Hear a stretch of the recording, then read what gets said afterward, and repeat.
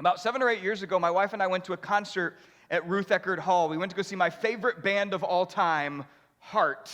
Okay, Ann and Nancy Wilson. It was a great concert, but check this out. At the end, we left the theater and we went around to the back of Ruth Eckerd Hall where the trailers were, and we were convinced that we were going to meet Ann and Nancy Wilson, possibly even get their autographs. Now, we were not the only ones that had this idea. There were about a dozen people that were out there sort of waiting, and we waited 45 minutes for them to come out of Ruth Eckerd Hall. And when they did, we started to scream, "Ann! Nancy!" You know what? They didn't even look at us. They went straight to their trailer and they closed the door. And all of us groupies, we stood there just feeling devastated. Dare I say, we were heartbroken. Dad jokes are the worst. But all of a sudden, the band manager came over to us and he said, "Hey guys, sorry, Ann and Nancy have to get to bed because we got to get to the road to the next show, but I have 3 guitar picks that Ann and Nancy used during the concert tonight." And friends, you know what? Elaine and I, we got one of those guitar picks. In fact, this right here is the very guitar pick that they gave us. And friends, I remember when I got this, I was holding it in my hand like I was holding the winning Powerball ticket.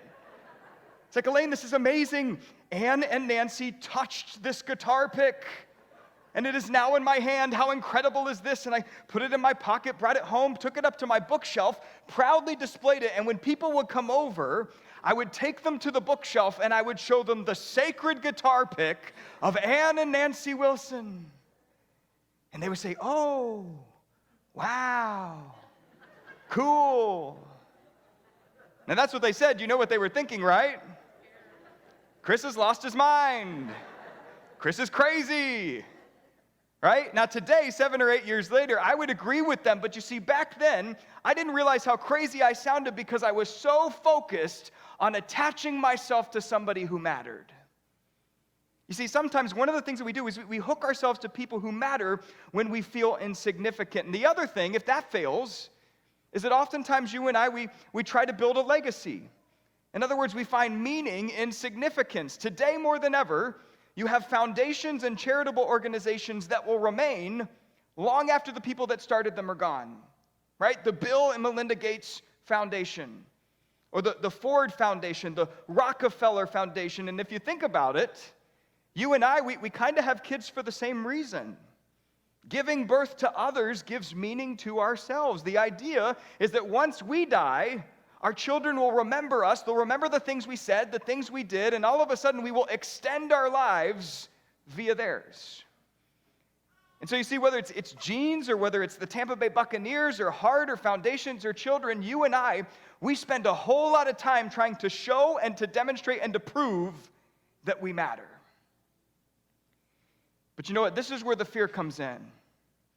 Because one day a family member comes up to you, or a coworker comes up to you, or somebody you admire comes up to you, or a complete stranger comes up to you, and they say something or do something that makes you feel this small. That the life you live, that the things you do, that the person you are doesn't really matter to them. And so all of a sudden you start to look around and you think, well, hold on a second, do other people feel that way about me too?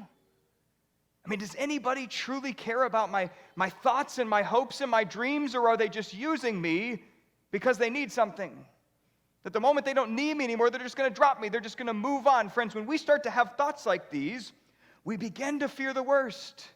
In other words, we begin to fear that we don't matter, that all of our attempts to justify our existence have all been for nothing. But you know, in our text today, Jesus calms our fears. And he assures us and reminds us that we absolutely matter to our God.